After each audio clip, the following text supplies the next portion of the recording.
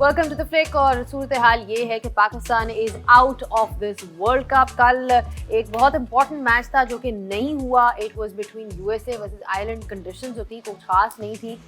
कल फ्लोरिडा में जिस तरह देखा जाए करोड़ दफ़ा अंपायर्स बाहर आ रहे थे, फिर अंदर जा रहे थे, फिर अंदर जा रहे थे। बट इंस्पेक्शन हो रही थी, कोई 3 दफ़ा इंस्पेक्शन भी हुई थी। But because of the fact कि पानी इतना ज़्यादा खड़ा हुआ था, it was impossible to dry that ground. Blowers भी आए, super sopper was seen in action as well. लेकिन एंड में जो है क्लाउड कवर आता रहा, नज़र आता रहा। एंड देन यू सॉ कि एंड में बारिश भी होगी और काफ़ी तेज़ बारिश होगी। But they were hoping, they were really trying कि किसी ना किसी तरह you might get a 5 over game और a shorten game. And the umpires were seen in action throughout. But problem ये है कि यहाँ पे पडल्स बहुत ज़्यादा थे, जिसकी वजह से ये मैच कम्प्लीटली अबैंडन हो गया। And as you can see कि यहाँ पे अभी भी वेट पैचेस आपको नज़र आ रहे होंगे। Even after consistently trying to dry the ground, they were unable to do it to the point के बिल्कुल हार्मफुल होना था for all the players who would be taking the field. And इसके बाद एंड में बारिश होगी और वहाँ पे कहानी ख़त्म हो गई। पॉइंट टेबल की तरफ भी एक नज़र डाल लेंगे, देखते हैं कि पॉइंट टेबल किस तरह से जो है अब फीचर करती है। एंड एक चीज़ तो क्लियर हो गई है कि USA is the team that has qualified and Pakistan, Canada and Ireland are out. These are the two confirmed spots at the top for Group A. So huge congratulations to India and USA, in particular USA, because it's quite a story for them. Pakistan, well, Pakistan will be coming home. ठीक है जी, बात हो रही है हमारे इस particular match की। Everything was dependent for Pakistan on this particular game. लेकिन वो कहते हैं ना कि कुदरत का निज़ाम ने साथ नहीं दिया कल। और not only that, I think a lot of other factors जिसके बारे में ऑलरेडी हम शो पे बहुत दफ़ा डिस्कस कर चुके हैं, वो जो है they did not basically happen the way Pakistan would have wanted them to. It's time to introduce my lovely Flick family, which is rather, जिसे कहते हैं ना, more somber than usual. जिसे कहते हैं इबादत खान, शुएब मलिक एंड मिसबाहुल हक, सब बैठे हुए यहाँ पे। अस्सलाम वालेकुम to all of you firstly. वालेकुम अस्सलाम, अस्सलाम वालेकुम। पहले तो मैं ये पूछना चाहती हूँ कि ये जो आपके साथ इतना बड़ा एक बस्ता है, बैग है, ये क्या है? बाज़ मुझे समझ नहीं आ रही इसकी। बैग पैक कर लिया ना मैंने, पाकिस्तान तो बाहर होगी तो बैग पैक है। इसमें उम्मीदें मैंने पैक कर ली अगले वर्ल्ड कप तक। और जो तोता था जिसने प्रिडिक्शंस निकालनी थी वो भी, उसका खाना शाना रखा हुआ था, वो भी पैक है। सारा कुछ मैंने पैक कर दिया। अब दोबारा मेरे से आपने ना प्रिडिक्शन लेनी है, ना आपने ये पूछना है कि कैसे बेहतर किए, कि सब कुछ मैंने बंद कर दिया। जिप हो गया उन्होंने बैग। ये जो डब्बे में सारी उम्मीदें जो है सारी कौम की जो है वो चली गई हैं। और इनके पास जो कैलकुलेटर हमेशा होता था, जो जिसकी बेसिस पे ये प्रेडिक्शंस कर रहे होते थे, इसका क्या शुएब, इसका क्या करें अब? इस कैलकुलेटर का काम ही नहीं आना। What's the use of this? बिल्कुल, अब कुछ नहीं हो सकता, सारी कैलकुलेशंस जो हैं वो फारिग हो गई हैं। तो मैंने उसकी बैटरी हर निकाल फॉर्मूला दिया। आपने ट्राई कर लिया, हर चीज ट्राई कर ली, किसी तरह पाकिस्तान पहुंच जाए। बैटरी भी निकाल दी आपने। मैं कहता हूँ कुछ चीज बची नहीं है। अब कुछ नहीं बचा। अब जिंदगी में कुछ नहीं बचा। अब इस वर्ल्ड T20 में तो कुछ नहीं बचा। ठीक है, जिंदगी में तो बहुत कुछ बचा है। आप खाली खाली हाथ आए हैं। क्या हो रहा है मिसबा? आप क्यों इतने दुखी हैं?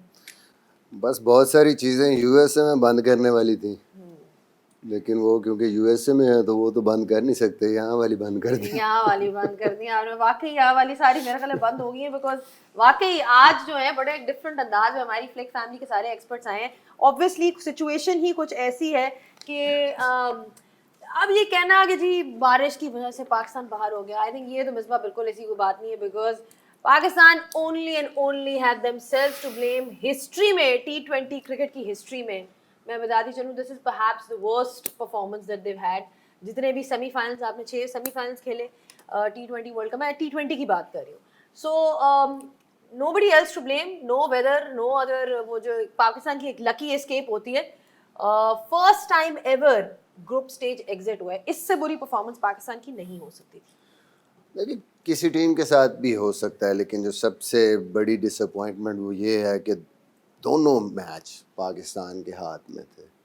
दोनों मैच जो पाकिस्तान हारा है, चलें पहला उसमें गलती हो गई, पहले मैच में किसी एक मैच में आपसे कुछ हो जाता है, ऐसे समटाइम्स चीज़ें आपके फेवर में नहीं जाती, आपसे मिस्टेक्स हो जाती हैं, लेकिन आप उसको रेक्टिफाई करते हैं। अगले मैच में हमें एक अपॉर्चुनिटी मिली कि वो सारे जो हम कहते हैं ना जो गलतियां थी उन सबको कवर करने का हमें इतना अच्छा मौका मिला against one of the top teams India, कि एक ऐसी स्टेज पे हम आए कि जहाँ बिल्कुल सारी चीज़ें हाथ में थी, हमारी क्वालिफिकेशन, हमारी हर चीज़, और इंडिया से जीतना एक बहुत बड़ी अचीवमेंट। पहले भी इस टीम ने किया एक दफ़ा, वहाँ से फिर एक ऐसी डिसअपॉइंटिंग किस्म की परफॉर्मेंस कि जो कोई सोच ही नहीं रहा था कि ऐसे होगा। तो एक गलती तो चले हो जाती है आपसे, किसी टीम से, या बैड डे होता, बट अगेन अगले ही मैच में आपको फिर वो मौका मिले और फिर वो आप जो है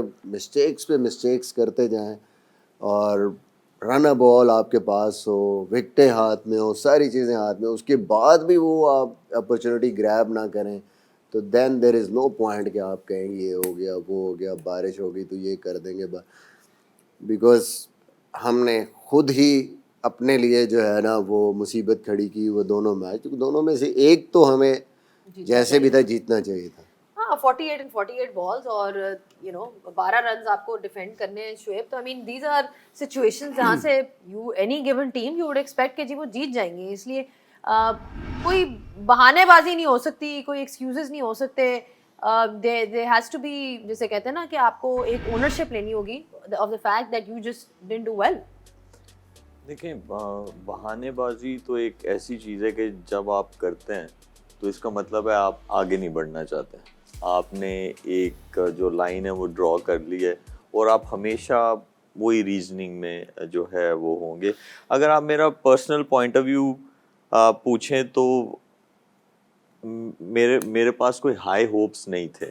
वो इसलिए नहीं थे कि मैं इनके साथ अभी भी क्रिकेट खेलता हूँ और मैं पाकिस्तान की डोमेस्टिक क्रिकेट भी खेलता हूँ, तो मेरे लिए तो ये एक्सपेक्टेड था। मेरे लिए कोई ये सरप्राइज़ नहीं है कि पाकिस्तान टीम जो है वो आगे नहीं बढ़ पाई, मेरे लिए बिल्कुल नहीं है। हाँ हम लोगों का ये ज़रूर है कि हम बहुत अच्छी चीज़ है, पर्सनल माइलस्टोन्स भी अचीवमेंट है, बिल्कुल है उस चीज़ में, लेकिन you are playing a team game. जब आप टीम गेम खेल रहे हो तो जब आपका गोल जो है वो टीम का होगा तो आपको सक्सेस मिलती है। पर्सनल माइलस्टोन्स पे आपको कभी भी सक्सेस नहीं मिलती है। हम लोगों ने कभी भी रेक्टिफाई नहीं किया। हम लोगों ने जिस चीज़ पे हम लोगों को सेलिब्रेट करना चाहिए था, हम लोगों ने उन चीज़ों पे सेलिब्रेट नहीं किया। हम लोगों ने हमेशा पर्सनल माइलस्टोन्स पे जो है हम लोगों ने सेलिब्रेट किया।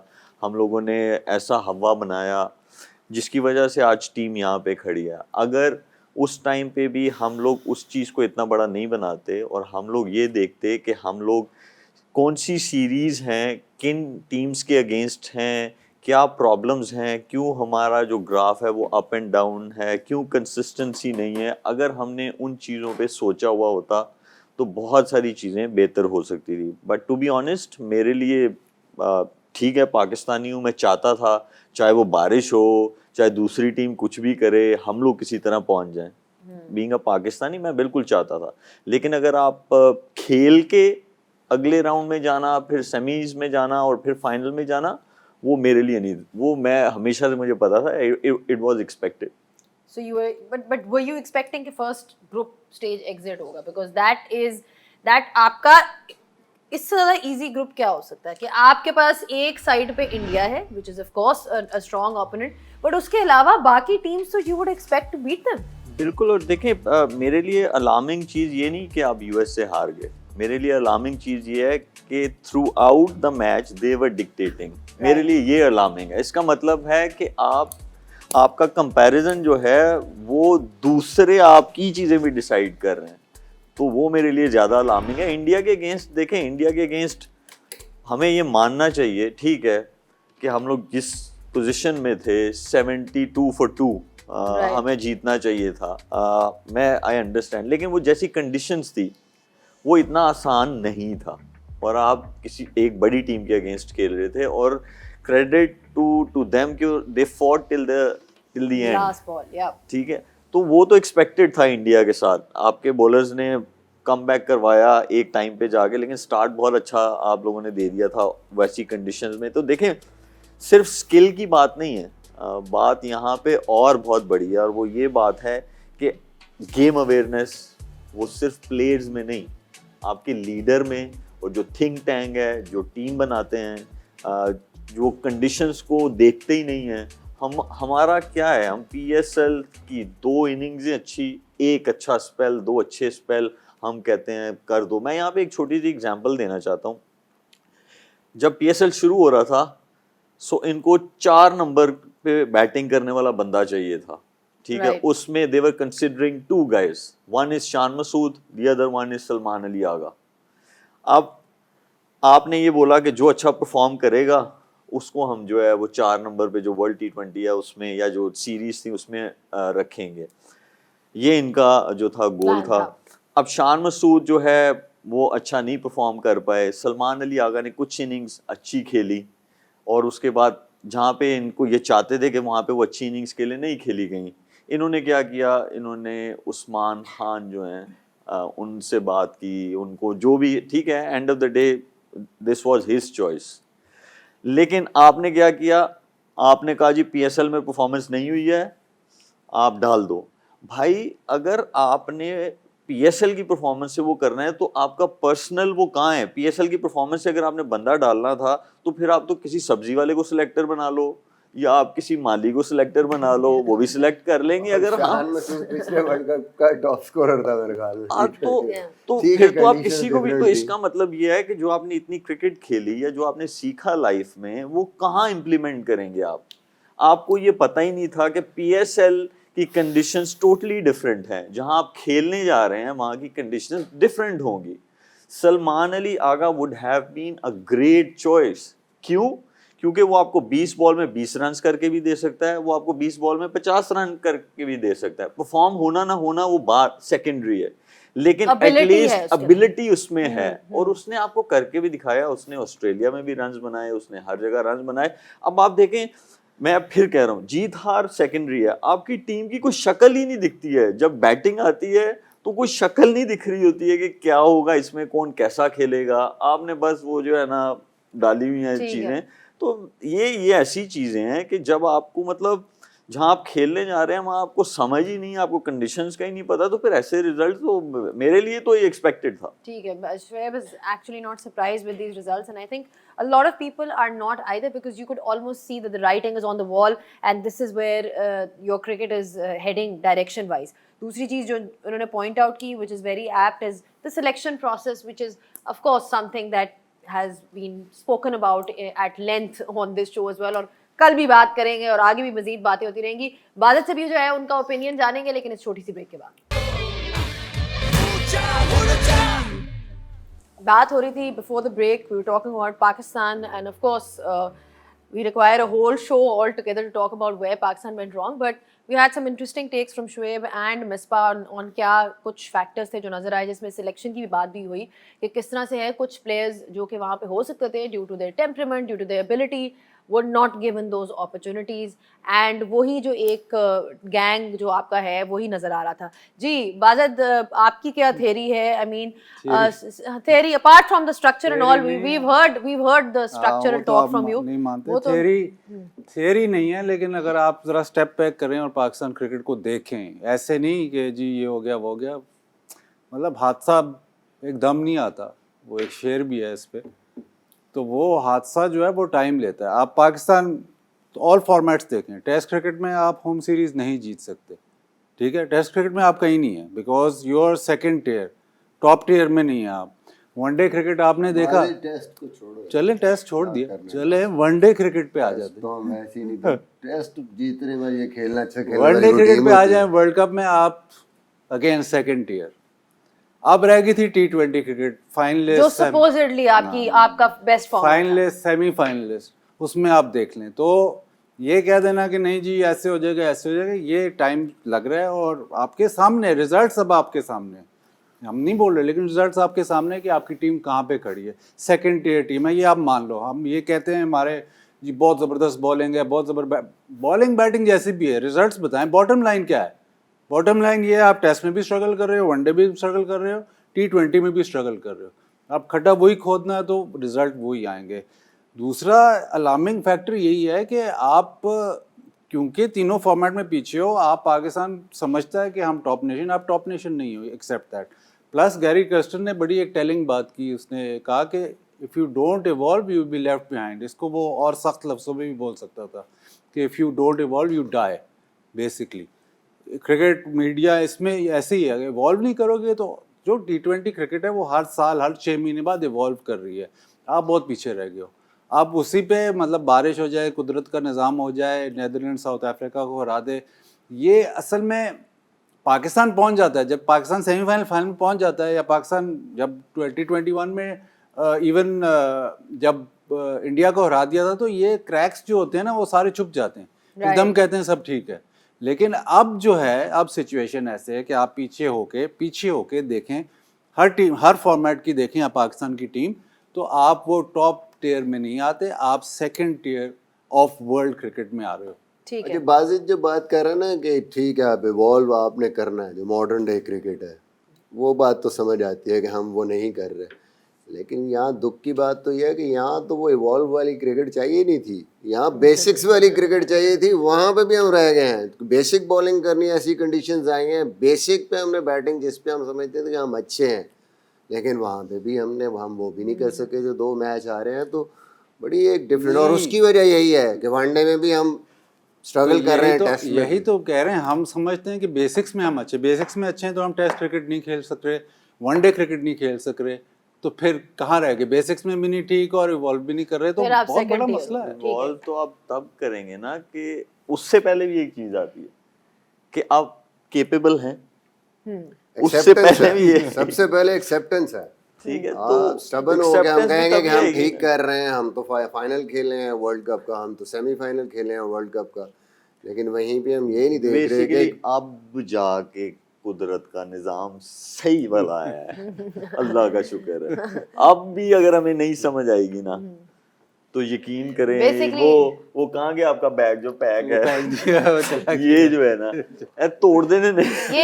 ये सही वाला कुदरत का निज़ाम था जो इस दफ़ा पाकिस्तान क्रिकेट ने देखा है। दैट इज़ द एक्चुअल कुदरत का निज़ाम, where you're responsible for your own actions and you're not relying on weather and other teams to be winning. This is not how it should be every year. Pakistan has been fortunate actually कि उनको हर साल जो है थोड़ी बहुत help मिल जाती है, लेकिन कल जो है ना, कल हम इस पर एक बहुत लंबा शो करने वाले हैं, बिकॉज एक खूबसूरत सा डेड रबर है कल पाकिस्तान वर्सेस आयरलैंड का, तो हमारे पास पूरा दिन है इन बातों को डिस्कस करने के लिए। एक चीज जरूर बोलने वाली है अभी जी, कल शायद याद रहे ना रहे, चले बोल दे। इस दफा भी लोगों ने दुआएं बहुत की हैं, हज भी है, लेकिन इस दफा मुझे लग रहा है उन्होंने दुआएं ये की हैं कि जो पाकिस्तान के लिए बेहतर है ना वो हो जाए, वो हो रहा है। ये बिल्कुल सही बात आप कह रहे हैं कि जो आगे की लॉन्ग टर्म थिंकिंग होती है ना, उसके बारे में भी सोचना चाहिए। चले, डेड रबर एक और हुआ था, New Zealand versus Uganda, because New Zealand जो है वो भी एग्जिट कर चुकी भी है, और इसमें काफ़ी इजीली न्यूजीलैंड ने ये मैच जीत लिया, क्योंकि सिर्फ 40 पे पूरी टीम आउट हो गई। टिम साउदी ने 3 विकेटें ली, ट्रेंट बोल्ट ने 2, और न्यूजीलैंड की तरफ से Devon Conway was the top scorer. ज़्यादा स्कोर करने की जरूरत ही नहीं थी क्योंकि टारगेट ही सिर्फ 40 था। 5.2 ओवर्स में उन्होंने ये चेज कर लिया। बट असल मैच तो एक्चुअली ये वाला था, South Africa versus Nepal. It was an absolute thriller, went right down to that last over, last ball, और एंड में लिटरली जिसे कहते हैं ना नॉन स्ट्राइकर्स एंड पे एक रन आउट हुआ है, वरना Nepal would have created history as well. इतने अच्छा हम कह रहे हैं कि ये एसोसिएट टीम्स ने परफॉर्मेंस दी है, and they truly deserved it. Even Dale Steyn, I was hearing him, he's a South African great, he was talking about the fact that Nepal actually deserved to win. So full credit to them. Obviously ये in situations में, nail biting situations में, there is one loser and one winner, and South Africa held their nerve in the end, जो कि normally in situations में अच्छा नहीं करती. It's a team that always crumbles under pressure. But Shamsi was the main guy for South Africa because he took 4 wickets, 4 crucial wickets, and उनकी तरफ से Reza Hendricks ने score किया, but Asif was the top scorer for Nepal, और नेपाल की तरफ से Bhutel also took 4 wickets. So अच्छी performance थी नेपाल की, but end में South Africa won by 1 run. तो ये सिचुएशन है इस ग्रुप की, जहाँ पे साउथ अफ्रीका का बहुत ज़बरदस्त मज़े का मैच हुआ अगेंस्ट नेपाल, और 1 रन से लिटरली जीत गए, और वो एक रन आउट वाली सिचुएशन आ गई जिसकी वजह से they were able to win. But Misbah great game of cricket overall, and वही बात आ जाती है, it's so good to see कि अफगानिस्तान अच्छा कर रहा है। अफगानिस्तान तो खैर अब एक लेवल ऊपर जा चुकी हुई है as a side, but then you see Nepal, you see USA, they are really putting up a fight and they're making a statement in this ICC World Cup.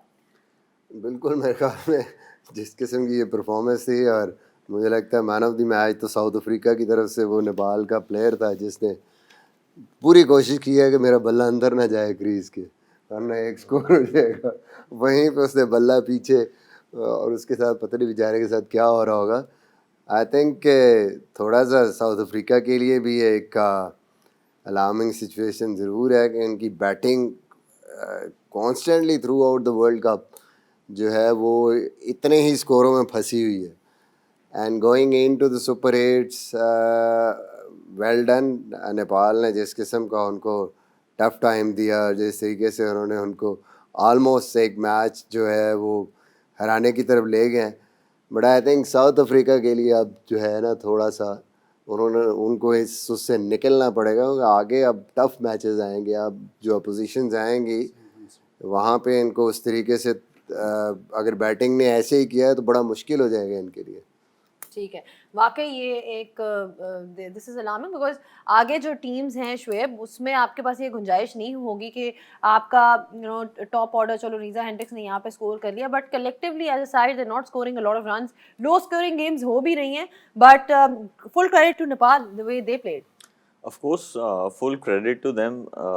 इतनी बड़ी टीम के अगेंस्ट इतना अच्छा आप खेलें तो आई गेस जितना भी उनको प्रेस किया जाए उतना कम है। ज़ाहिरी बात है जब छोटी टीम्स जो हैं जैसी क्रंच सिचुएशन में मैच जाता है वो थोड़ा सा जो है क्रम्बल ज़रूर करते हैं, जो कि हमें देखा भी। और जैसे मिसबा भाई ने कहा कि वो पता नहीं उसको क्या लगा, अगर वो स्ट्रेच करता प्रॉपरली तो वो पहुंच जाता क्रीज में। खैर ये तो अब वही बता सकता है कि क्या हुआ उस मोमेंट पे, जो होता है वो ही बयान कर सकता है उस चीज़ को। लेकिन overall great performance by south Africa because they held there nerve.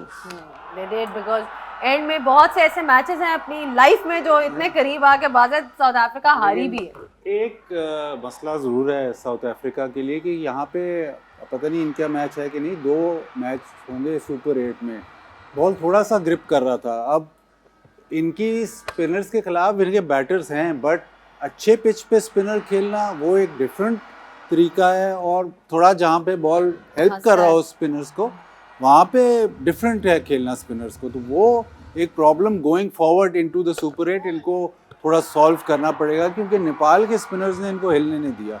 Even जो उनका संदीप लमिचानी, उन विकेट नहीं मिली उनको, लेकिन उन्होंने 4 ओवर में 18 किए। बुर्तुल ने तो 4 विकेट लिए 19 रन दे के 4 ओवर में। तो वो प्रॉब्लम उनको स्पिनर्स ने ही क्रिएट किया। अब वो ये प्रॉब्लम कैसे हल होगा, और स्पेशली सरफेस ऐसी होगी, तो एक अलार्मिंग ज़रूर उनके लिए प्रॉब्लम है कि मिडिल ऑर्डर और इवन पूरा batting order against spinners on a helpful pitch वो कैसे टैकल करेंगे। इसका ये एक जो चीज़ है, अगर आप देखें साउथ अफ्रीकन जितने बैटर्स हैं वो डाउन द ग्राउंड, जिसको हम सामने कहते हैं, बहुत अच्छा खेलते हैं।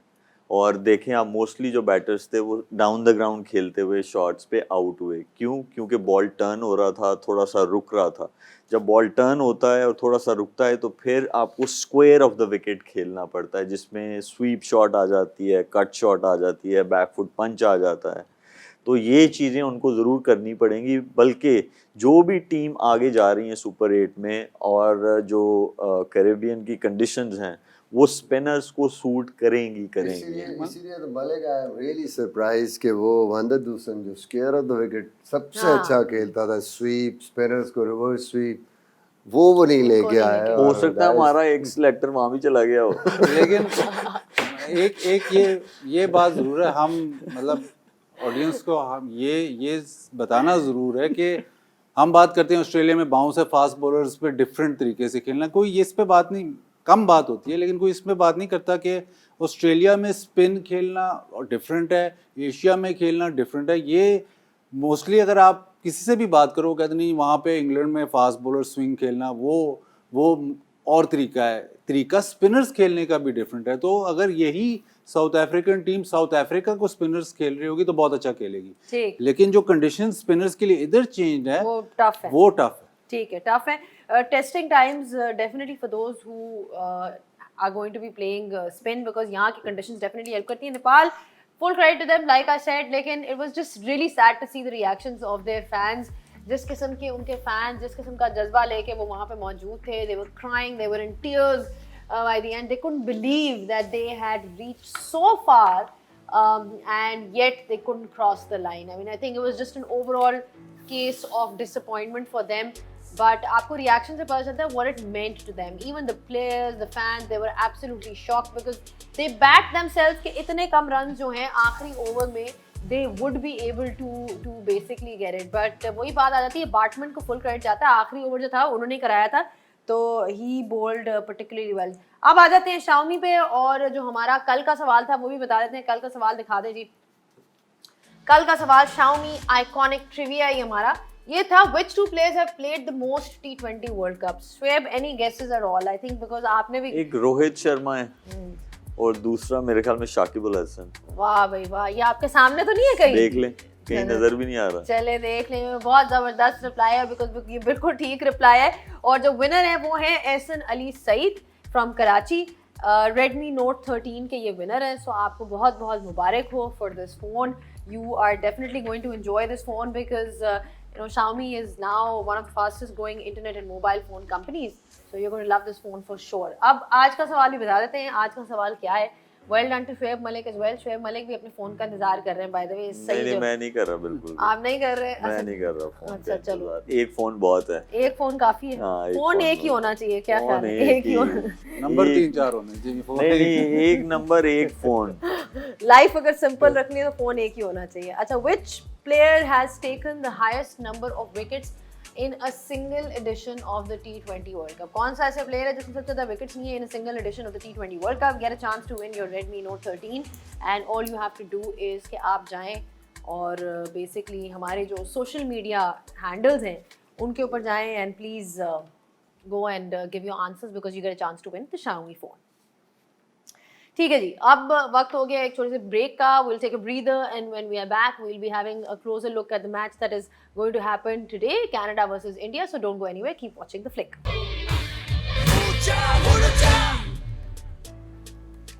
Back with the flick, and we've got another game on tonight which is basically India versus Canada. Group A का ये match number 33 है, essentially a dead rubber, but question ये है कि ये मैच होगा कि नहीं, because conditions in Florida have not been that great. अगर देखा जाए तो ये सिचुएशन है इस वक्त कवर्स और ऑन, और इसलिए क्योंकि बारिश होती रही है हल्की फुल्की. और अब जो अपडेट हमें आई है वो ये है कि पिच इंस्पेक्शन होगी 8 बजे. So 8 PM Pakistan time there is going to be pitch inspection, which is why there is the toss has also been delayed. So ये कल वाली सिचुएशन ये यहाँ के weather forecast has not been great. I can also see these wet patches already coming from the visuals that we've seen over there. So very clearly it let's hope that we get a game because अभी तक जितने भी यहाँ पे matches हुए हैं, matches अब हो नहीं सक पा रहे because of the fact कि बारिश होती रही है. अच्छा जी, इंडिया की बात हो गई तो हमने जिस तरह हमने बात की थी किस तरह they're looking extremely strong. in perhaps overall जो सबसे बड़ी बात उनके लिए बाज़त ये है कि उनका जो मिडल ऑर्डर था that has been working well for them. I mean पिछले मैच में एटलीस्ट, बिकॉज एक बात हो रही थी कि जी रोहित शर्मा विराट कोहली हैं उनसे शायद रन नहीं हो रहे, so then middle order will be tested and all of that. But पिछले मैच में डुबे did well and Sky did well as well. और खुशी उनको ये होगी कि वो न्यूयॉर्क से बाहर निकल आए हैं, तो शायद पिचेस ऐसी हों कि बल्ले पे थोड़ा सा बॉल आ जाए. वहाँ न्यूयॉर्क में तो हमें पता है कि बिल्कुल रन्स हो ही नहीं रहे थे. तो जो गेम प्लान मतलब जो उन्होंने सेट करके आए हैं बैटिंग ऑर्डर या जो थियरीज लेके आए हैं वो यही है कि एक तो left hander right hander combination plus ऐसे प्लेयर्स हों बीच में जो to take the game on. पिछले 1-2 वर्ल्ड कप से थोड़ा सा ये भी इंडिया की बैटिंग भी थोड़ी सी पीछे रह गई थी बिकॉज ऑफ द फैक्ट कि अल्ट्रा अग्रेसिव बैटर्स आ गए थे. तो वो इनके पास इनके ऑर्डर में नहीं थे. इनके पास प्लेयर्स थे जो कि रन्स बनाते थे but not in the same intensity या दो हाई स्ट्राइक रेट्स की बात होती है. तो वो इन्होंने एड्रेस किया है. अब आज का मैच ना हुआ है तो वो जो बैटर्स हैं वो बड़े डिसअपॉइंटेड होंगे कि शायद ये थोड़ी बेहतर विकेट थी, हमें मौका नहीं मिला. और विराट का भी फॉर्म में आना वो भी रह जाएगा बिफोर द सुपर एट्स. ठीक है, अगर तो वो फॉर्म में आ जाते हैं तो will be great for India. But what do you think Shoaib, अभी तक जो आपने इनकी परफॉर्मेंसेस देखी हैं, do you think they are looking like a strong contender. Overall balance कैसा लग रहा है आपको इनकी 11 का? ओवरऑल बैलेंस देखें तो वो अच्छा है, लेकिन वो न्यूयॉर्क की कंडीशंस थी जहाँ पे उनको अक्षर पटेल और जडेजा दोनों को खिलाना पड़ा। अभी उनके पास 2 रिस्ट स्पिनर जो कुलदीप हैं है। वो हैं, चहल भी है उनके पास, तो अब वहाँ से वो निकले हैं। आज का मैच होता तो वो ज़रूर आई एम श्योर 1-2 चेंजेस करते इस पिच पे, ताकि कोई भी ड्यूरिंग द टूर्नामेंट इंजर्ड हो सकता है, तो हर बंदा जो है मैच प्रैक्टिस में ज़रूर होना चाहिए, और इसीलिए वो पूरी कोशिश भी कर रहे होंगे। खैर वो क्या करना है, ये तो जब बारिश हो रही है तो कोई भी कुछ भी कर ले, कुछ नहीं हो सकता। लेकिन उनकी ख्वाहिश ज़रूर होगी कि आज का मैच हो, ताकि मूविंग फॉरवर्ड इन सुपर 8 और कंडीशंस भी डिफरेंट होगी, आप कैरेबियन चले जाएंगे और वहाँ पे फिर आपको 1-2 डिफरेंट कॉम्बिनेशन ज़रूर ट्राई करना पड़ेगा। जो मेजर चीज़ मुझे नज़र आती है, जो कि हम लोगों ने 50 ओवर वर्ल्ड कप में भी देखा, they played throughout the world cup with the same combination. तो इसमें अब ये है कि रिस्ट स्पिनर उनको डिफरेंट कंडीशंस में, एक वो चीज़ है, दूसरा ये है कि Virat should bat at number 3 और You पंच said जो that. है उनको ओपन करनी चाहिए। मुझे ये लगता है कि इससे कॉम्बिनेशन उनका और बेहतर हो सकता है, क्योंकि Rohit Sharma being a captain और वो बहुत अग्रेसिव बैटर हैं, और वो हमेशा जो गेम है उसको टेक ऑन करते हैं, और आपको एक बंदा चाहिए बीच में जो बाकियों के साथ खेल सके। ठीक है. Thoughts on his number, Misbah? I mean, do you think he should open? Do you think he should be coming one down? Where should he be batting? I think सिर्फ नंबर का इशू नहीं है, ये भी issue है कि now he has to basically force things. जो normally वो नंबर 3 पे आके खेलता था, वो आके नॉर्मल क्रिकेट खेलता था, उसमें वो ठीक है चौके भी मारता था, लेकिन उसका रोल जो है वो ऐसे होता था कि थ्रू आपने इनिंग खेलना है। अभी मुझे लगता है कि शायद कोई रोल डिस्कशन हुई है उनकी, ही इज़ गोइंग एग्रेसिव, यानी वो चांसेस ले रहा है आते ही, पहली बॉल दूसरी बॉल, वो पावर प्ले का जो होता है कि मैंने एज ए एग्रेसिव खेलना, उसमें विकेट जा रही है विराट की। तो I don't know number change करने से कोई फ़र्क पड़ेगा, बट आई थिंक कि अभी भी गुंजाइश है इंडिया की टीम के पास पे एक बैटर ऐसा हो जो थोड़ा इनिंग को कंट्रोल करके खेले, थोड़ा सा नॉर्मल खेले, और cricketing shots if he plays around 140, जो मेरे ख्याल में 138 139 जो स्ट्राइक रेट उनका है कैरियर का, बट कंसिस्टेंटली अगर एक तरफ से रन्स करेंगे तो मेरे ख्याल में बाकी जो 5-6 बैट्समैन हैं वो ऐसे हैं कि वो दूसरी टीमों को बहुत डैमेज कर सकते हैं। जो मलिक का भी बेसिकली पॉइंट है वो यही है कि number 3 allows him to play like that. जब आप ओपन पे आते हैं, now you have to utilize for 6 Power play. उसमें फिर जब ऐसा Chances. बैट्समैन चला जाता है तो सडनली प्रेशर बहुत ज़्यादा बिल्ड हो जाता है आपकी टीम पे। सक्सेस मिल रही है उनको, but who gonna control in between अगर कोई ऐसी सिचुएशन आ गई। एक चीज़ ये भी है कि जो हमें अग्रेशन नज़र आया, उनका ऐसा नहीं है, उनका जो करियर का स्ट्राइक रेट है एज यू मैंशनड वो यही है 138 139 का, जो ओवरऑल उनका जो स्ट्राइक रेट बहुत है ज़बरदस्त है, decent बहुत अच्छा है, डिसेंट से With बहुत that अच्छा है वो, consistency. और विद दैट कंसिस्टेंसी 50 की एवरेज हो। मुझे लगता है कि न्यूयॉर्क की कंडीशंस में उन्होंने कंडीशंस को बहुत ज़्यादा जल्दी जो है ना उन्होंने असेस करने की कोशिश किया। उन्होंने कहा कि इन कंडीशंस में मैं स्टोक्स खेलूंगा तो मेरे रन्स बनेंगे, तो मुझे लगता है कि उन्होंने कुछ थोड़ा उसमें चेंज किया होगा। लेकिन अगर आप उनके इंटरव्यूज देखें तो वो हमेशा कहते हैं कि I always give 10 to 12 balls to myself, get ठीक। सेटल्ड। ठीक है, जायसवाल भी उनके पास एक ऑप्शन है। Yashasvi is also sitting on the bench, so he is also a strong player that can play for them. Jaiswal आता है तो कौन निकलता है? डुबे निकलता है। डुबे पे उन्होंने 3-4 मैच की इन्वेस्टमेंट की है, और वो ये लेके आए हैं कि वो डिस्ट्रप्टर है आपके मिडिल ऑर्डर में।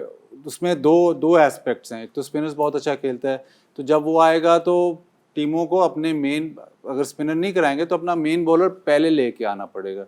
ये उनकी थियरी भी है कि अगर वो मेन बॉलर पहले आ जाता है तो अगली टीम का प्लान डिस्टर्ब होता है। इन टर्म्स ऑफ जो बाकी बैटर्स हैं उनको फिर, मतलब अगर ये आउट भी हो जाता है तो बाकी बैटर्स को उनके मेन बॉलर्स कम खेलने पड़ेंगे। ये ये इंडिया ने, आपको पता है वो बहुत क्लियर होते हैं, जब ये सिलेक्शन हुई या उसमें सारा कुछ उन्होंने एक्सप्लेन किया कि ये ऐसे होगा। अब मुझे नहीं लगता कि वो इस राउंड के बाद जब निकलेंगे सुपर 8 में तो अपना प्लान चेंज करेंगे। शायद सुपर 8 में अगर वो सक्सीड ना करे उस वक्त फिर, कर सकते हैं। एक चीज देखें कि उनका जो थिंक टैंक था या जो कैप्टन के साथ बैठ के सिलेक्टर्स ने टीम बना टीम रहे थे। बनाई, वो बहुत क्लैरिटी थी।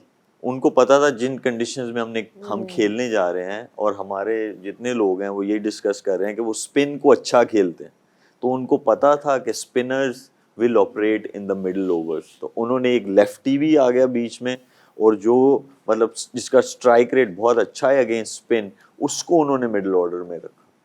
ठीक है, so obviously their plans are very clear in that sense. Well, a quick update, the inspection is going to be at 7:30, not 8 p.m. 7:30 is a time when you're looking at the inspection. उसके बाद पता चलेगा कि toss कितने बजे होगा after the inspect and see if the conditions are actually playing worthy. So that's why the toss has been delayed. We'll be taking a short break, और break के बाद जब हम वापस आएंगे तो हम और इस मैच को we'll have a closer look at the teams as well, so don't go anywhere.